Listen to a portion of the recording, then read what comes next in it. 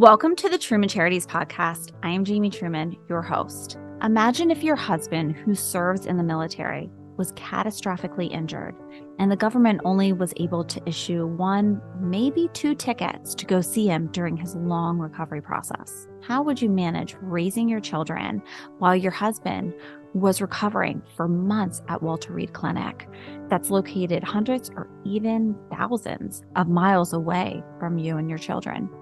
I spoke with the co-founder of Luke's Wings, Fletcher Gill. Luke's Wings provides emergency travel planning services and airplane tickets for the families and loved ones of wounded, ill, and injured service members, veterans, and fallen officers during hospital recovery and rehabilitation. We speak about a young man named Luke Shirley, who was recovering from combat injuries at Walter Reed, and that is who opened their eyes to the importance of having close family members with soldiers during their recovery process.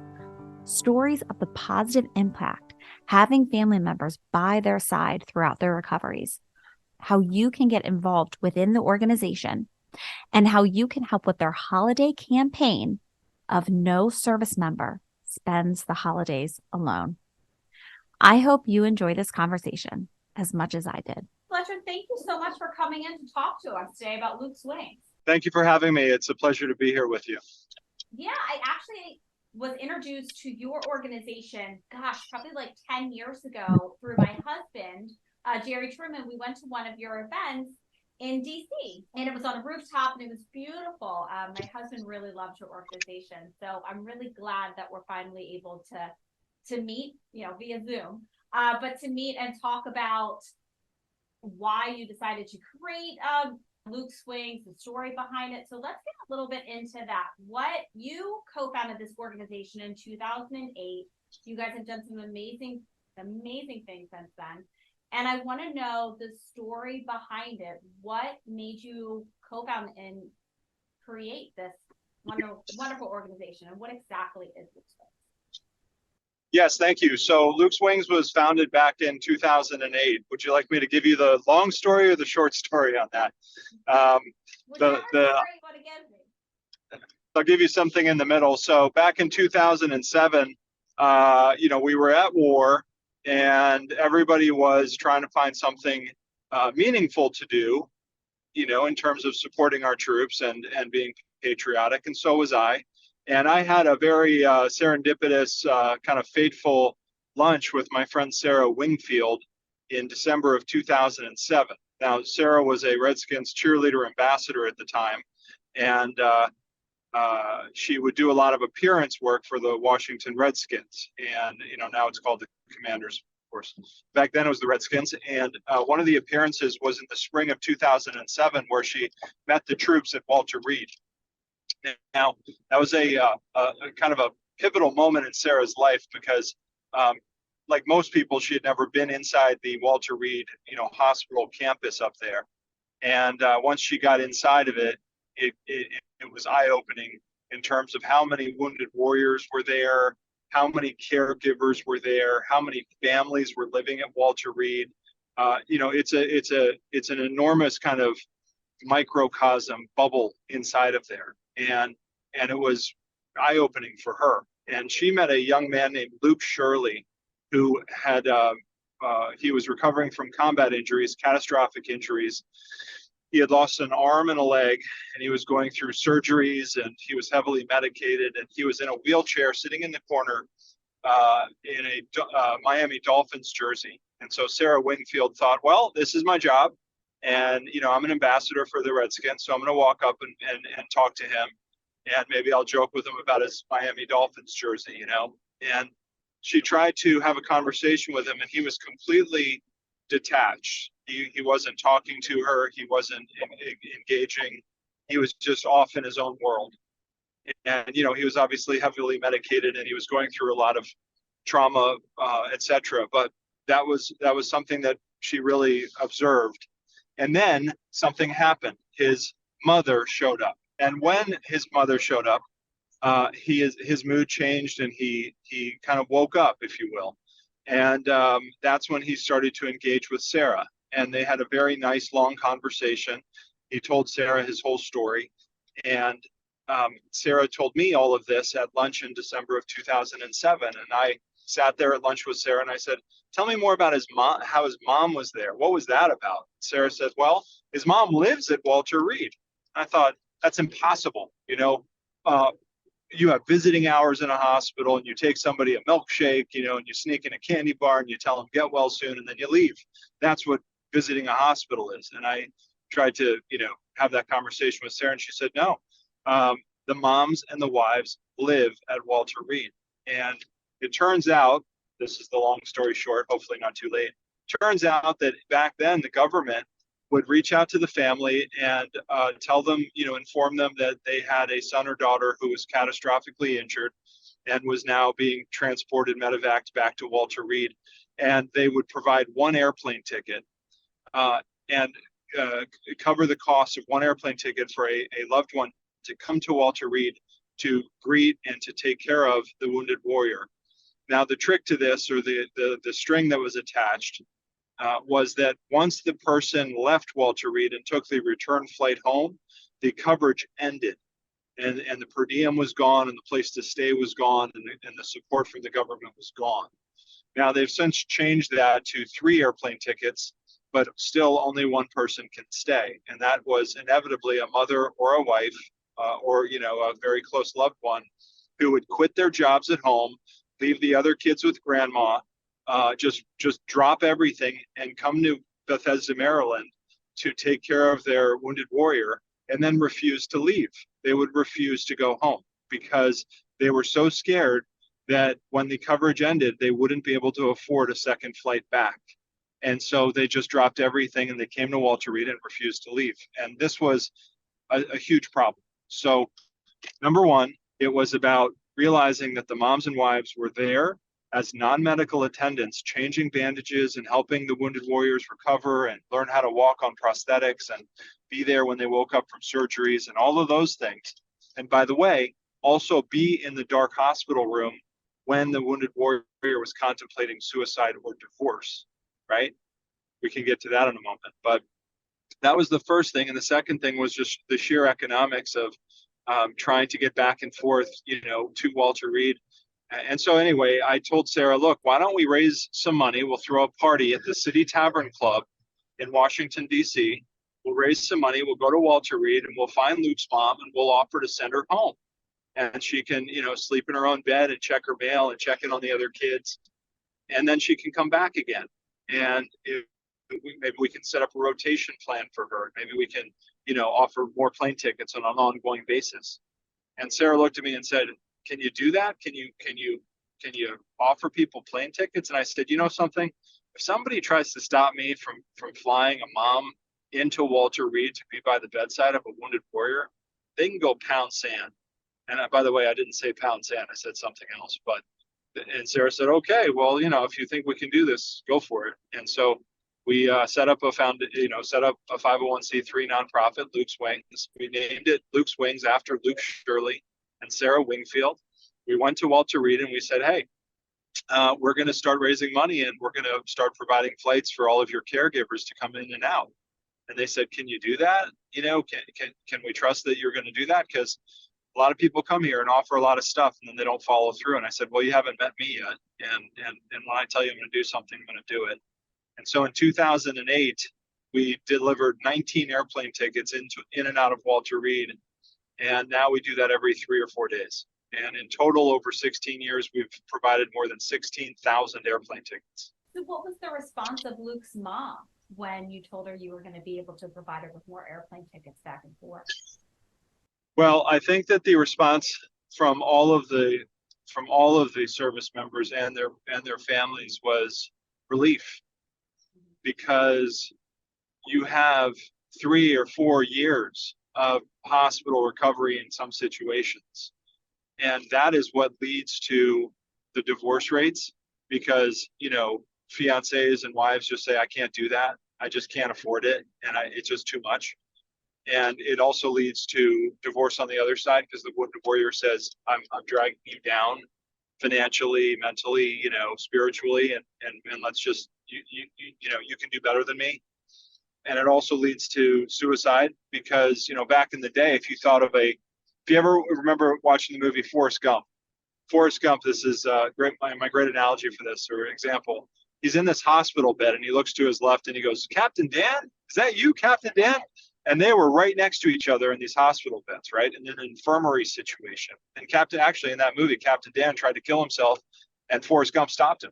He saw him in the hospital bed next to him, whatever, and he stopped him. And if I remember correctly, anyway, that's what I remember. And now you don't have that. Okay, yes, there's no privacy, sure, but you're there with your comrades and you're in the same room with them. You have human interaction. And now what they do is they take a wounded warrior and put them into a private room, which is great because it's private and you get your own space. But it's also dark and it's lonely. And that's where, those thoughts creep into your head. And so our mission is to make sure that the wounded, ill, or injured service member always has somebody there, always. And that's just all there is to it. And you'll be amazed at how many of these guys over the years would grab us and say, dude, can you send my mom home? Because she's been here for 6 months and she's driving me freaking crazy.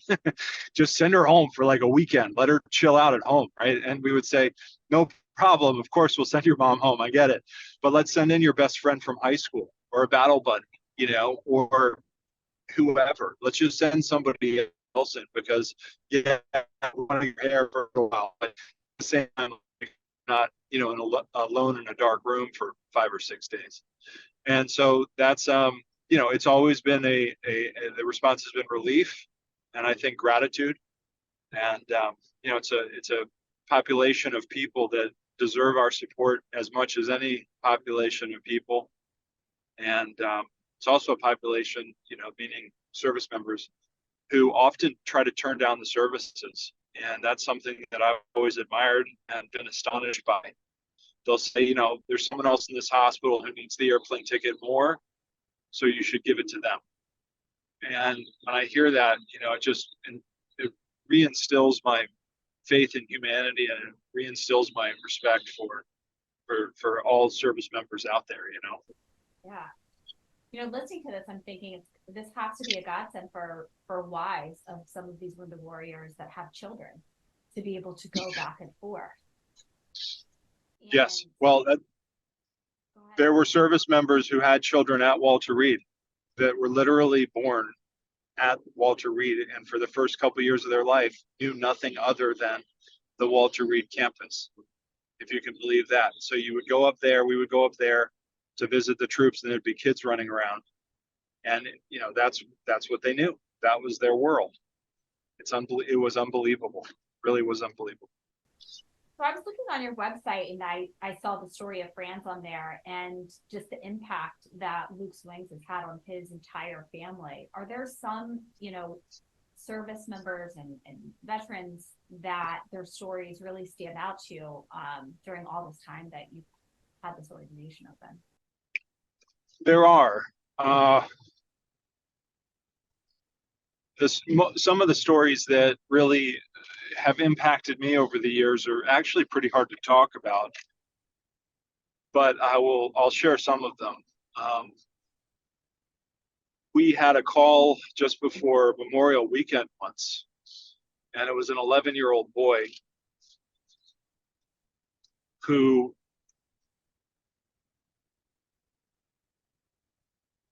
called us directly. He found us. I don't know how he found us. But his father was shot by a sniper in Afghanistan. And the snipers back then, they knew that the service members were wearing body armor and sometimes the Kevlar, the helmets that were reinforced. And so the snipers would go for the head and neck. That's the shot that they took.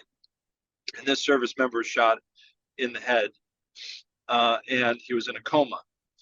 And his 11-year-old boy asked to go to his bedside for Memorial Weekend. He had a day off from school.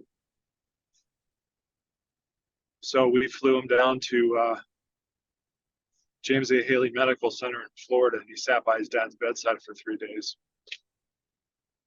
We had a service member out in Fort Carson, Colorado, who was a wounded warrior himself, recovering. And it was actually a Red Cross volunteer who called us and said, I have a wounded warrior out here. And he just got alerted that his father is in Boston, Massachusetts in a hospital and on his deathbed. And I don't know what we can do, but, his dad is dying. And his dad, incidentally, if I remember the story correctly, his dad was also a service member veteran. And so it was a snowstorm out there in Colorado at that moment. But we had a volunteer who, Michelle Yang, I remember her name vividly. She had volunteered in Washington, D.C., and as luck would have it, moved out to Colorado. And so I called her up and I said, hey, is there any chance that you could get to Fort Carson and drive this service member to the airport? And she's like, well, yeah, of course. I mean, there's a snowstorm, but I'll do what I can. And so we called back to the Red Cross volunteer and we said, tell the service member to pack a bag and get ready because there's an airplane ticket waiting for him in Denver. And we have a volunteer who's going to drive him to the airport. And what's even better about that story is that the doctors in Boston found out, told father, and father held on, waited, struggled, and he held on. And we had that service member on a flight around 11 a.m.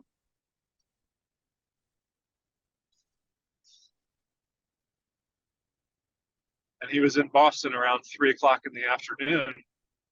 And he had, I don't know, 3 or 4 hours by his dad's bedside. And he was there when his dad passed away.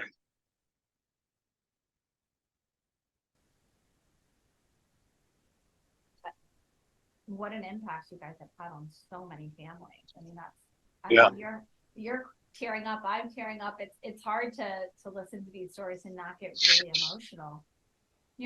As you were mentioning and you were talking about these stories and you said people were kind of calling in and contacting you guys, how does it actually work? How do you find these service members that need your help and how are they able to receive it? That's a great question. And thank you for asking that. And I really hope that the audience, whoever listens to this, not only takes note of it, but then shares it because we are not a household name like Coca-Cola or Pepsi or Tylenol, right? The whole world should know that we exist, but a lot of people still don't. And so I need the audience to remember that we're here because I bet you that your audience knows a service member family, a military family, or a police officer, their local police officer that that protects their neighborhood, kind of thing. And I need the audience to share our information. And so what people do is they go to our website, and at the very top of the website, in red, is an emergency phone number. And all you have to do is call that emergency phone number if you need a next flight out. If you need to get on an airplane within, a couple of hours, then you call that phone number. And I would encourage people to just call that number no matter what. You can also fill out an application form if you have a little more time. There's an application form on our flight. It says request a flight. And the application is then processed into our internal system at Luke's Wings, and then it's emailed to our family communications and logistics team. That's just our programs team. What's really fun about it is that at this moment, and hopefully for a very long time, the person who runs our programs team is herself a wounded warrior wife, caregiver, and former beneficiary of Luke's Wings. Her name is Melissa Meadows. I'm actually on my way up to Atlantic City for the National State Troopers Coalition conference, and Melissa and I are going to go up there together and beat the drum a little bit for our services and offer it to our fallen officers. But she's a wonderful human being. She takes care of her husband, John, who has traumatic brain injury, TBI, suffered during active duty deployment. And for many years, Luke's Wings was providing her and her family plane tickets. And recently she reached out and said, I just want to be part of this. So I said, great, you can book all of the flights. And we put her in charge of programs. So she's the woman who will answer the phone when somebody calls the emergency number. And you'll get Melissa Meadows. But that's how people apply for flights. And once a family has applied one time, we really take them into the fold, under our wing. No pun intended there. And we set up rotation plans. We just need to validate the nature of the injury and make sure it checks all the boxes to qualify for our service. And then, whenever that family needs a plane ticket, they just call Melissa and we should be able to book it for them. I really love how you have Melissa working for you, because it's such an emotional phone call and there's so much going on with these families, and she really can understand and empathize what they're going through. So I do, that is such a great addition to your organization. And so I wonder, this is going to come out a few days before Veterans Day. And do you have any events coming up, or how can people get involved and or volunteer within Luke's Wings? Yes, thank you. We have a Heroes Walk on November 5th, and that will be at Walter Reed. We actually start at the high school next door to Walter Reed, just for logistics. It's easier for everybody. We get about 300 people there, and then we invite everyone out of Walter Reed, the families and the caregivers, the medical staff, everybody. And we walk through Bethesda, and we end at Euro Motor Cars Bethesda. It's the Mercedes-Benz dealership there, and we have a block party, and we have a lot of food trucks and a lot of fun stuff, and it's kid friendly and pet friendly. And that's a really fun event that we do every year around Veterans Day, and it's a local kind of community style event to walk. And then we'll have our No Service Member Spends the Holidays Alone campaign kicking off on Veterans Day and through the holidays. It used to be called No Soldier Spends Christmas Alone, and I still like that, but we wanted to be technically accurate and call it No Service Member Spends the Holidays Alone. And the idea there is that between Veterans Day and the end of the year, we will try to raise $500,000, provide flights to reunite 500 of their families. And what I like to say is, if I'm under my Christmas tree with my kids on Christmas morning, by God, our service members and our wounded, ill, and injured service members should be under their trees with their kids on Christmas morning. And that's what we set out to accomplish. So how do you see Luke's Wings in the future? Well, that's an excellent question.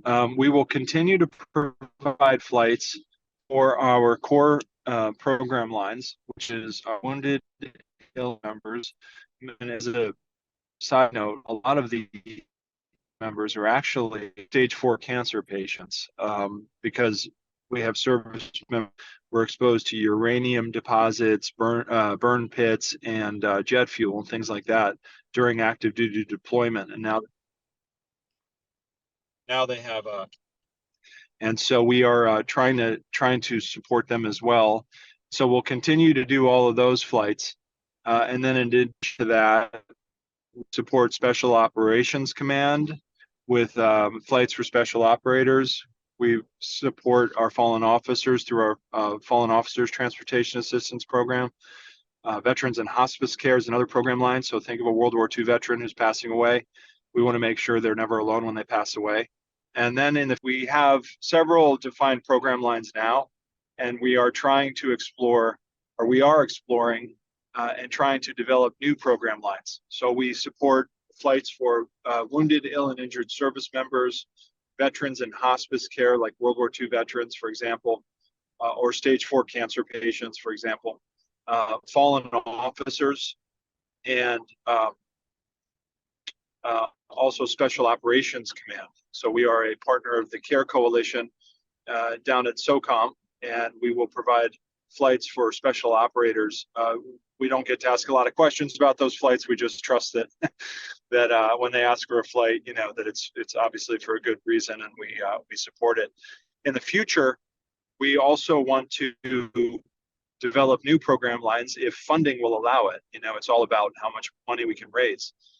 But the 3 new program lines that we are currently exploring are providing flights for service members for drug and alcohol rehabilitation. So if we can send them to a specific clinic or a specific destination that supports drug and alcohol rehabilitation, we'd like to try to do that. The second would be for retreats, for married couples or for families, or destination retreats. There's a lot of great organizations out there that do fly fishing or pheasant hunting. Like, for example, a partner organization of ours, Wings of Valor, out in South Dakota. But they have a hard time getting people to them. So we'd like to be able to provide those flights in and out of those destination locations. And the third is military sexual trauma. And that is a bit of a lightning rod issue, but certainly, you have thousands of cases every year of service members who report military sexual trauma, sexual assault, rape, etc. And what if, and this is what the concept we're exploring, what if Luke's Wings could provide flights for those moms and dads and those family members to mobilize within that first 24 hours after an attack and get to their son or daughter to provide every level of support. And we're exploring all of that, but it's all about funding. And so we're out there every day trying to raise that money. Plane tickets are not cheap. They're more expensive than ever. And every year we're delivering some 2,000 airplane tickets. And it is a ongoing challenge, just like any organization, any nonprofit. We're in it to win it. And yeah, I do read our on your site that the average cost of the flight is $350. Yeah, and that actually needs to be updated because through inflation and everything, and if anyone's tried to buy a plane ticket, in the last, I don't know, year, and certainly into the holidays, right? You're looking at $800 to $1,000 probably. So it is getting very expensive to deliver our mission. We do have a wonderful partnerships with the airlines, and we do collect miles. So if somebody doesn't want to donate cash, they can go on Delta's website and find us and donate their miles directly to Luke's Wings. And of course, that really helps us bridge the gap when it comes to demand for flights, especially around the holidays. Absolutely. That's fantastic. And where can you donate? Just directly onto your site? Yeah, you can come to our website, lukeswings.org, and donate money. There's also links there to go to Delta's website, or you could just go to Delta and log in, and I think it's called the Skywish program. And if you look around on their website, you'll find it pretty quickly.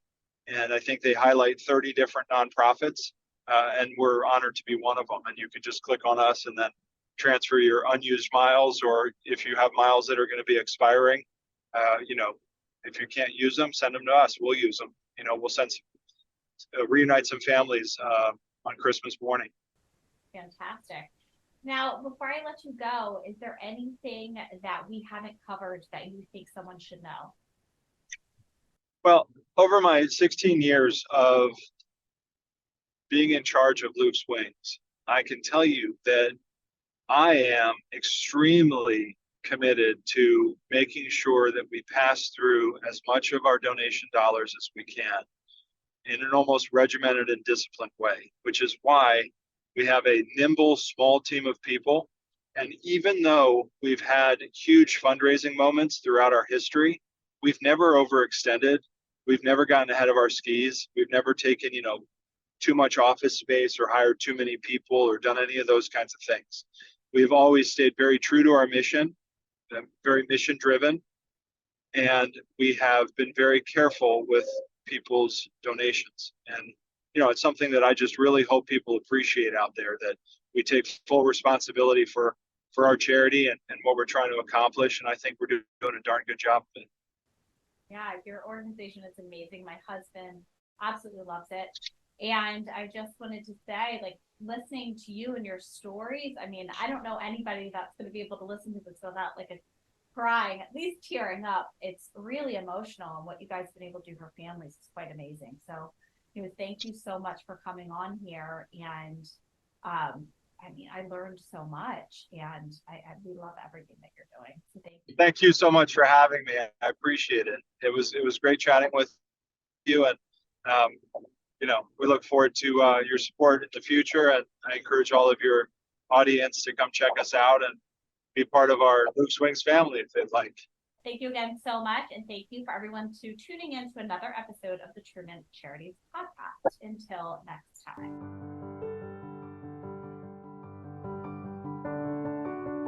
If you liked this episode, please make sure to rate and review our podcast. That is how more people learn about the Truman Charities podcast and our organization. And to make sure you don't miss any of our future episodes, subscribe. If you'd like to follow Truman Charities, you can follow us on Facebook at Truman Charities, Instagram at Jamie_Truman Charities, and check out our website, trumancharities.com.